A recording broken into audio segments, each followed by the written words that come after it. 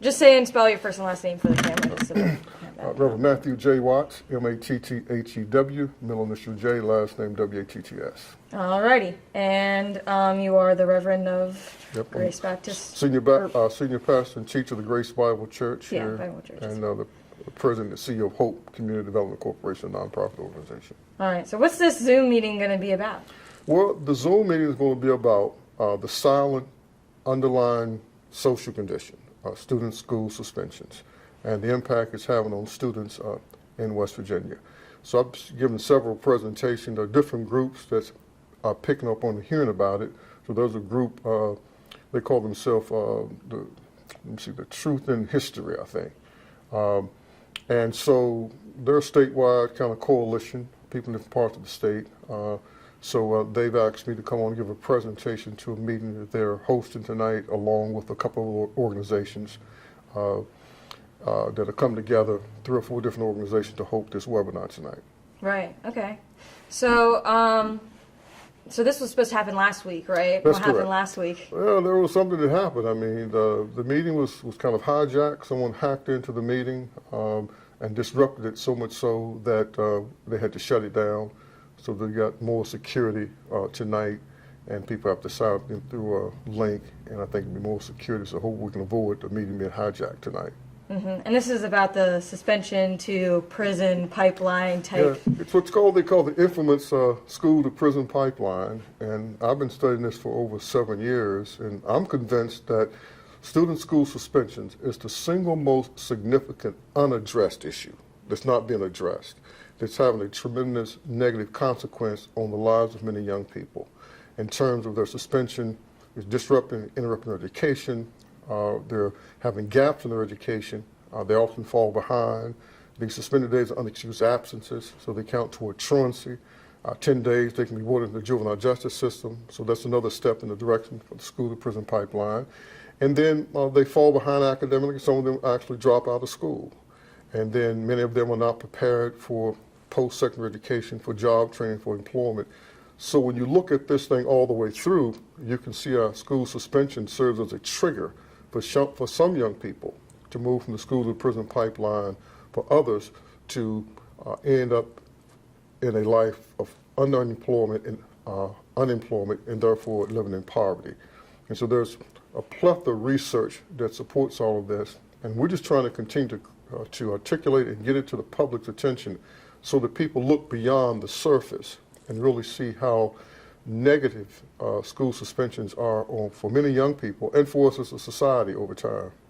Mm-hmm. So I understand you're going to be going to the Board of Education meeting tomorrow? Yeah, I'm a frequent guest. I think they like to see me. I always come as an ambassador of goodwill, and I don't come just to pontificate or to articulate problems or criticism. I come to try to define an issue and then also to postulate meaningful and coherent solutions as to how the community can work with the state school board and with the Washington Department of Education and the local school board to actually address some of these issues. And that's what we're trying to do. Mm-hmm. So what are you going to tell them tomorrow? Well, I think tomorrow I'm going to remind them, I believe, that we're in an education crisis in West Virginia. And I don't think that many of our elected officials, many of our educational leaders really understand that we really are in an education crisis. And we've been there for some time in West Virginia. But the COVID-19 pandemic exacerbated the crisis. And there have been 4 reports that's been released over the last 4 or 5 months that when you connect these dots, I think they clearly suggest there's a crisis in public education. And I'm surprised that our educational leaders, our political leaders, elected officials, and our business people haven't called for a major summit to talk about what's going on. So here are the 4 reports. One was the school discipline report that reveals that 32,000 student school suspensions annually in West Virginia. That's significant. The second one was the State Department of Education releasing the standardized test scores. They're still way significantly below the 2019 pre-COVID. So we haven't recovered from the COVID pandemic. Our kids are still behind. The third report was a report issued by the Higher Education Policy Commission, and it revealed that of the 21-22 West Virginia high school graduating class, less than 45% enrolled in a post-secondary education job training program. Only 31% of low-income graduates from that school year. This is the lowest it's been since before 2000. And it invoked a response from Dr. Sarah Sue Tucker, the chancellor of the Higher Education Policy Commission, of alarm. She says, we're going to have difficulty if this continues filling jobs that require college degrees. The last report was the National Assessment of Education Progress, the NAEP report, which is the official national report card. There's a sampling of students from every state that takes this test.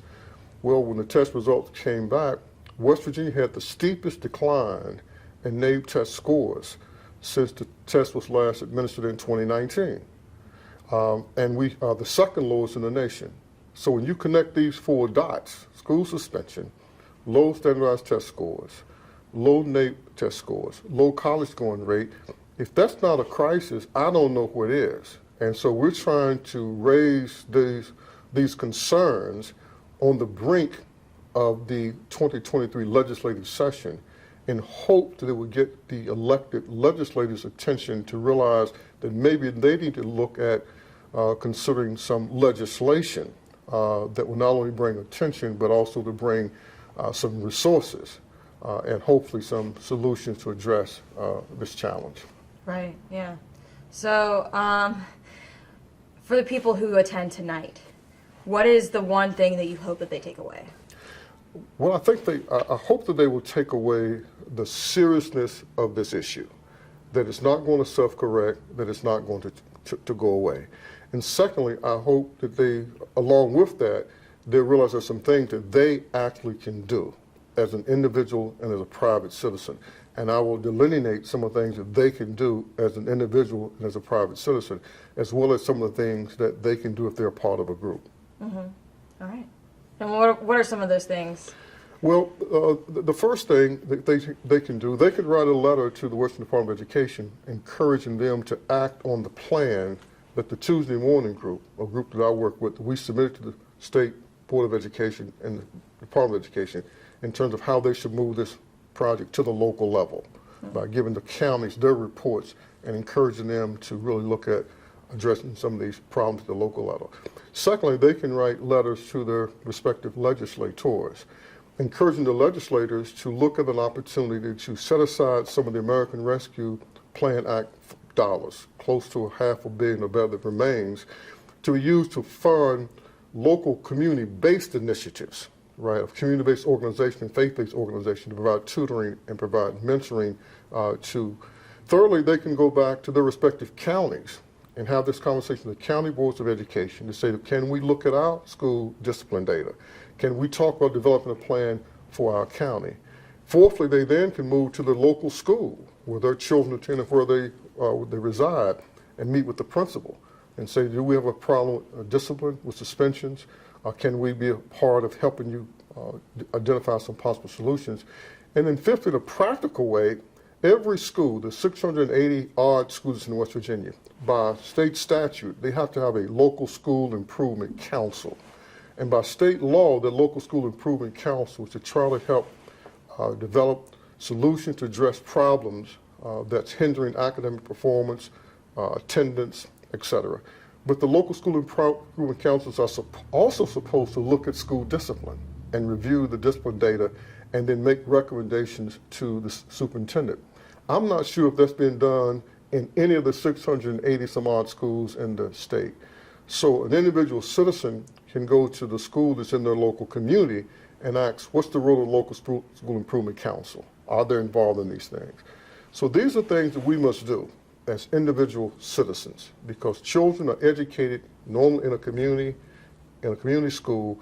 If they are disciplined, they're disciplined in that school by the principal and vice principal. If they're suspended from that school by the principal and vice principal. So there's a very local response that must be carried out to address the problem. But also there's a need to get the attention of the county boards of education who are elected officials, the county Department of Education officials who are employed by the board, as well as the state board and the state Department of Education, as well as legislators, because there are some policy initiatives that needs to be considered. And I think there may be a need for an amendment to legislation, right? There was a piece of legislation passed 2 years ago, the actions to address school discipline. It's in Chapter 18, Article 2, Section 43 of the state code. And so we think that it could be amended that would require the Western Department of Education to produce an annual report to the legislature and to the public, and to also to provide annual reviews on the progress that's being made to address school system statewide. We think there needs to be more transparency on this issue. So lastly, my hope that as people become educated, that they will realize that 32,000 student school suspensions a year, it has an effect not just on the student, not just on their family, not just on that school, but on the local community and on the area, because we have the second, third oldest state in the United States. We have only two states with a declining population, and we have a high rate of out-migration of our better educated people. We need these young people. We need them to replenish the workforce, right? And that's why I'm trying to get the business community to realize is that we cannot continue to have this many students being suspended and many dropping out. Others who don't drop out may graduate with very low skill levels and maybe not with the educational levels to go into advanced job training or to go to college. This is a problem that's our problem collectively, not just a few people like myself. And heretofore, I don't think that most of the people in our state realize the significance of it. And that's why I call this student school suspension the silent, underlying social condition, unrecognized, unaddressed, and not fully understood. I'm trying to get people to fully understand the scope and the magnitude of this problem. And as the great George F. Kettering would say, that a problem well defined is a problem half solved. So I'm trying to do everything I can, meticulously trying to define the scope and the magnitude of that problem. And then if I can get people to buy into that, we will come together collectively, community by community, and we'll figure out how to solve it. But we will not solve a problem that we don't recognize as one. And I tell people often that most preachers are like me. We are intellectually stubborn, right? Because we speak for God, right? Supposedly. So we got our ideas. And what I've come to realize about myself is that when I think that I understand something, when I believe that I understand something, it's very difficult to convince me that I don't understand it. You got to bring some information. You got to bring something that I don't know. And then when I hear this new information, I realize I haven't even considered that. And that's why I think it is about school suspension. Most of the people in the school system think they understand this. The boards of education think they understand this. The elected officials think they understand it. They really think they understand it. I thought I understood it, Shayla. But 7 years ago, when the University of Pennsylvania issued their report about the disproportionate suspension and expulsion of African American children, and Ryan Quinn, I believe now a former reporter with the Charleston Gazette-Mail, wrote an incredible article about it in 2015. And I said, I thought I understood this. And I read the article, I read the University of Pennsylvania's report, I Googled the internet, 50 other reports came back of scholarly research, and I realized I don't understand this. And the more I began to read and to study, I began to realize this is the most significant thing that is affecting thousands of low-income children around the country and in West Virginia. And I've studied the juvenile justice system, the prison system, the child foster care system, the workforce development system. I've spent years studying those systems. But I had never really delved deeply into the issue of school suspensions. And I'm convinced I did not understand it. And that's why I believe that school suspension, the silent underlying condition, unaddressed, not fully understood, right, is the most significant thing I've ever worked on. I think it's that important because it is driving so many problems that we have. Low academic performance, as I said earlier, absenteeism, truancy, juvenile justice, school dropouts, unemployment, underemployment, the school to prison pipeline, and ultimately systemic generational poverty. Because entire communities where low-income people live are being undereducated. And it has a cumulative effect. Over years, some of the children that are being suspended now, their parents were suspended. Their grandparents were suspended. Their family has a much lower education level than those that were not suspended. And I'm trying to get people to understand that. And the more they look at the data and look at the research, I read 2 reports this morning, one from the United States Office of Civil Rights, and they've released a report, which I didn't know was out there. I guess they released it sometime maybe late last year. And it shows it's a pandemic. It's a problem. It's a pandemic. It is a significant problem all over the United States of America. A report that was released by Florida public school system, and they're taking this matter seriously, and they've got all the research to support some of the things I just said, the impact the suspensions has on academic achievement, on graduation, and all those type of things. So here's the bottom line. There are states around the country that recognizes that this is a significant issue, and they're starting to take some steps to address it. There are states like West Virginia who have the data. They think they understand it, but they don't really understand how significant it is. So they're just studying data and studying reports and found them away, and they're taking no action. And that's where we are in the state of West Virginia, right? That we've taken no significant action since 2015 when the University of Pennsylvania's report came out and West Virginia was included in it. But the fact is that in 2013 and 14, the West Virginia Department of Education did their own study and analysis, which we just found out that those reports existed. So they knew then that African Americans were being suspended at more than twice the rate of non-African Americans and Caucasians. And they knew then the impact that school discipline had disproportionately on low-income children. But once something becomes normalized and accepted as the natural order of things, it's hard to get people to step back and re-examine it because they think you're criticizing them. They think you're blaming them for being unfair, to being biased, to being partial, and that type of thing. Well, that may be true in some cases, and there's some research to suggest that there's some impartial bias that's taking place in terms of how children in public school are disciplined. And there's a lot of research around that. Just as there's a disproportionate minority contact of minorities in the juvenile justice system, right? And research suggests it is impartial bias or maybe partial bias on behalf of people making the decisions. But education and information is the great illuminator, right? Hopefully illuminate our mind to help us to see some things differently. And if we do, then we can act differently. And if we know to do better, then we can do better. So I'm hoping we can do better. Yeah. All right? All right. Okay, Sounds great. Miss Sick, thank you. Yeah, thank you. I know you got to run. Oh, no. Yeah. It's good. Yeah, I just wanted to check the time. They just come out and play, and there's some Ohio, and they play other orchestras and all that. Yeah. So I'm going to be in tomorrow. Scott was my wife's daughter's band director. He's just like superb. He was our provost for a while. He was a very good provost. He was going to do some very good things for us. Second, Ms. Sullivan. All in favor, signify by saying aye. Aye. Motion approved.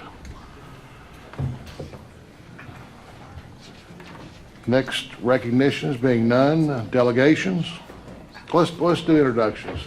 We're going to start with my counsel, Ms. Abraham. Good morning, Stephanie Abraham, Legal Counsel, West Virginia Board of Education. Ms. Harris. Deborah Sullivan, Kanawha County. Nancy White, Morgan County. Bob Dunleavy, Ohio County. Jim Wilson, Marshall County. Chris Stansberry, Kanawha County. And Mr. Roach, would you introduce your staff? Yes. First, I'd like to apologize for running in here late. I'd like to apologize to the Board of Education and the audience for coming in late. I apologize tremendously for Michelle Blatt, Deputy Superintendent. Would you start, please? Good morning. Good morning, I'm Charlene Coburn. I serve as the officer of the Office of Support and Accountability. Mark Moore, Office of Communications. The Office of Accountability. Sheila Paetzel, Director of Special Education.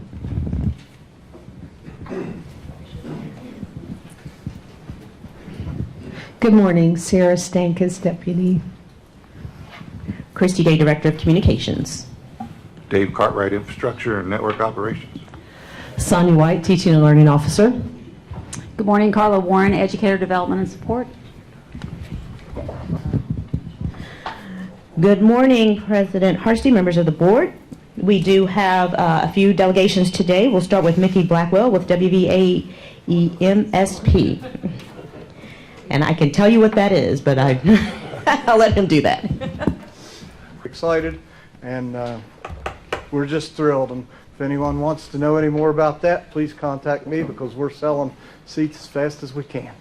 We have a few more program hoops to jump through, so hopefully we'll be opening up in August or the following semester. That being said, our annual Principals Leaders Conference this December 4th through the 6th at the Greenbrier. We had a wonderful time. I would like to give great shout out here to our state superintendent, who came and gave a very good presentation, opened up for us.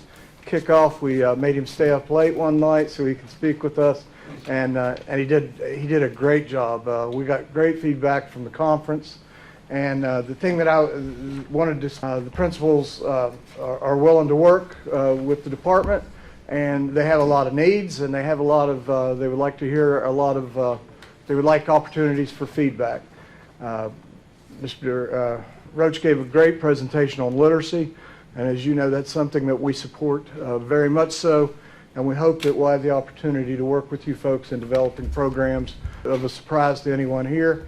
What we did here was a suggestion, and the superintendent, I'm sure, could touch on this if he chooses to, but we heard suggestions about being able to bank sick leave pay or sick leave days once again.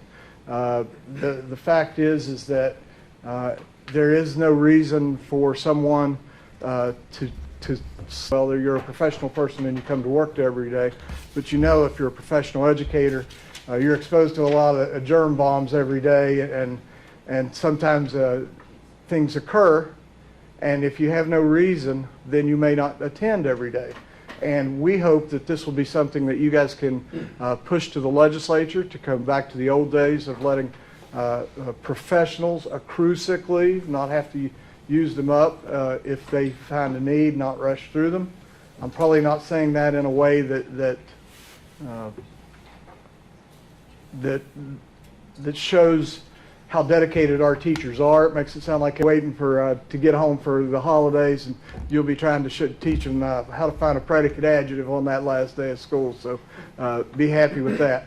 I'd like to leave with a shout out to our friend Ryan Quinn, who worked for a company predicated on free speech, who decided not to extend that of luck on the other side. Thank you, folks. Any questions? We don't answer questions in this part of the thing, but you're more welcome. Thank you. The next delegation is David Glukowski with West Virginia Professional Educators, speaking on the subject of the 2023 goals. Executive Director of West Virginia Professional Educators, and here today what I'm passing out to you, I'd like to share with you all our 2023 goals for the coming year. And we do this every year at this time or in January. We present these to you all, and we will be presenting these goals to our legislators. And fairness in the disciplinary process. So, Reverend Harrison, if you'd like to take the podium.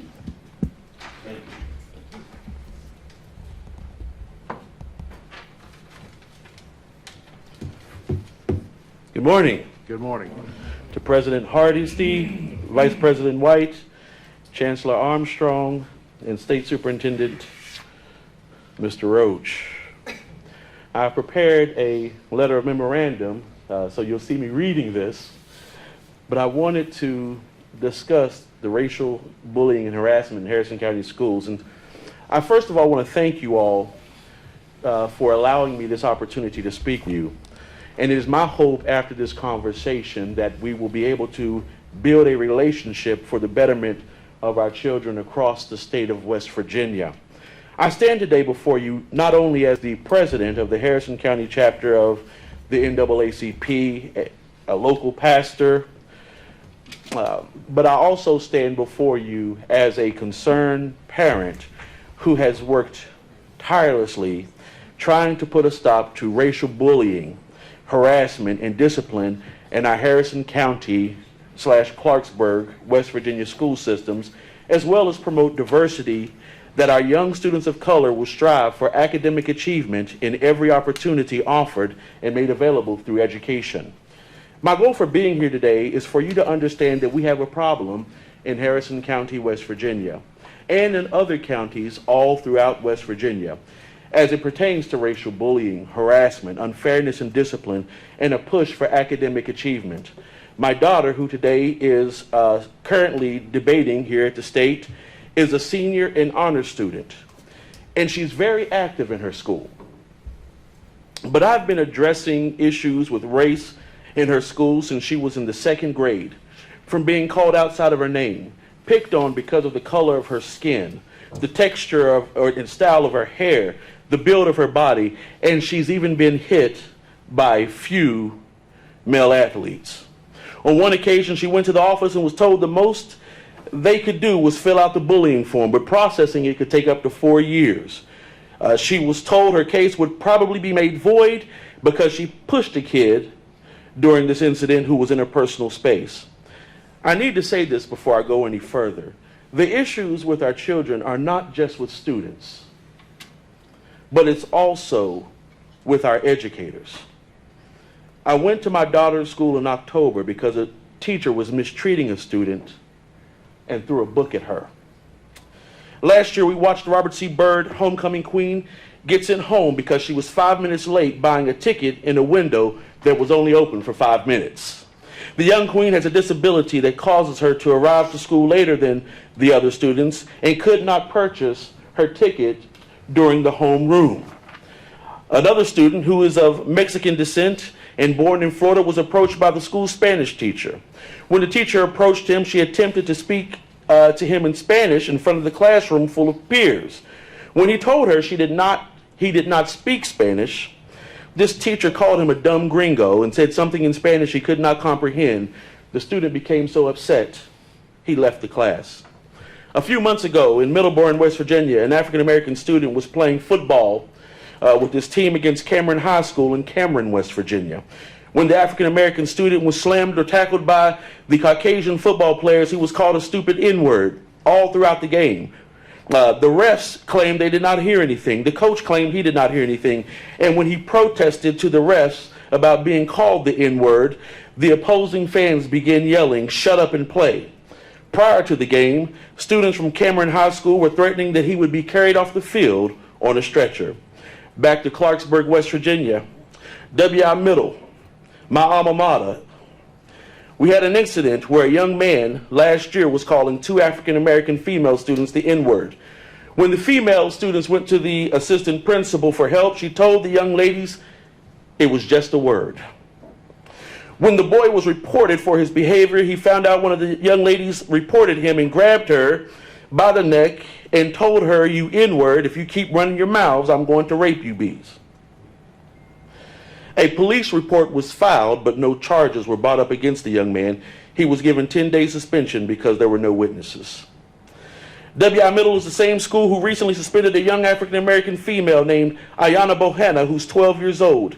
The state has brought charges against her for bullying and making terroristic threats on Snapchat that was clearly not a threat. When a young Caucasian female allegedly threatened her and told her she was going to shoot her and shoot up the school, she panicked because her mother was shot prior. And because she was in a wreck that almost took her life the previous day or the day of, she received 10 days OSS, and afterwards she's to report to alternative school. We will not allow this young child of 12 years of age, we won't allow the system to ruin her life. It hurts me to stand before you with this information, but these are just a few of the incidents in northern West Virginia where I've gone to school to address issues with my children or accompanied other parents of color concerning their children since my return to the state in 2006 and I am pretty sure you are aware of some of them. We've attempted to work with the Harrison County Board of Education, but we have not had much success in attempting to work with our county school board. They appear to be limited in the assistance they can provide to address the issue of racism in our schools, and now it is my attempt, as Dr. Watts will inform you here shortly, to appeal to you as a concerned and proud parent and citizen of the state of West Virginia. We're asking for data to examine the disparity of the experiences of African American children in the Harrison County school systems, starting with the dropout and graduation rates. I've called the board and asked for this information, and the person said they could not have this information made available. We are asking you for the data we requested concerning the discipline of African American students in Harrison County.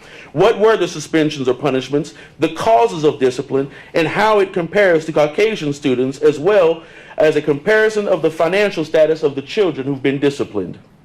We are requesting inclusive diversity in the recruiting and hiring practices of our school systems in Harrison County. There are currently no efforts being taken to recruit educators of color in any of these schools. In the high school and middle school with the largest African American populations in Harrison County, every teacher in the classroom are Caucasian. We are asking you as a state board to communicate care, unity, and support for African American students who are hurting and angry over the underlying societal problems of racism in America.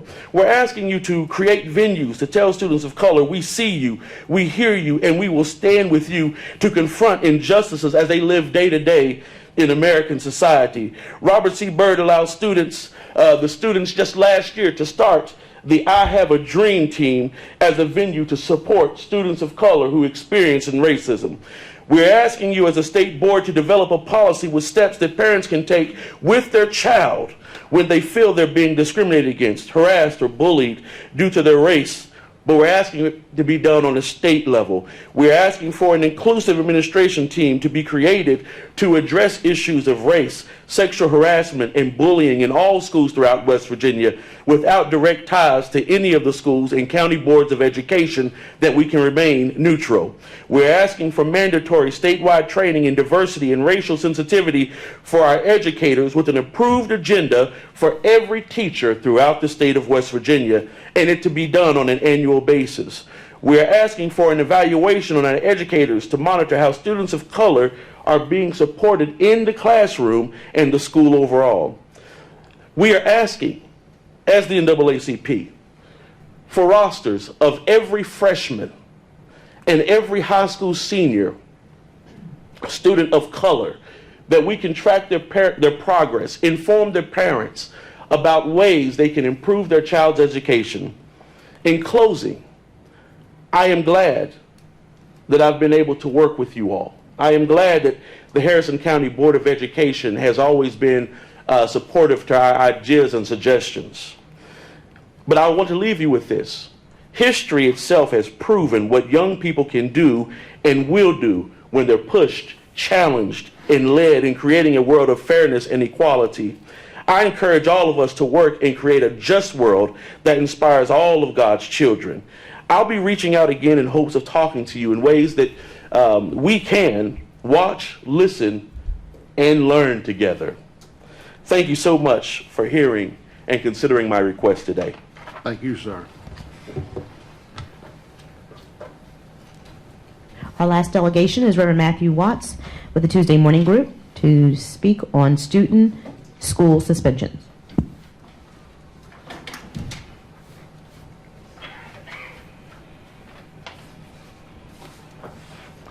Good morning, everyone. It's good to be here with you this morning. As a pastor of 38 years, my greatest challenge every week is to try to convince my church congregation I have something different to say. Because the Bible only has one message about God's great love for us, but I try to convince them to have something different to say through stories and little anecdotes, and I feel that way coming here. I don't have anything different to say that I've said before, but I'm going to try to say it a little bit differently, and then maybe some of you may hear it a little bit more clearly. I certainly appreciate the remarks of my friend and my colleague, Reverend Frank Harrison. Having saw him in many, many years. His father, the late Aaron Harrison, was one of my mentors, and Reverend Harrison is almost as eloquent and profound as his father. He certainly is a chip off the old block. But what I want to talk about just briefly is that 20 years ago, I gave a speech that almost got me ran out of West Virginia, and I talked about a crisis among African Americans in West Virginia. Does anyone care? It's very well documented. Select Committee on Minority Affairs was created as a result of that. Office of Hurricanes Office of Minority Affairs was created. A report was produced. 29 findings of facts, 36 specific recommendations that the state government could do. None of those recommendations were ever implemented. And that's just the nature of the way things happen when you talk about issues affecting African Americans in the state of West Virginia.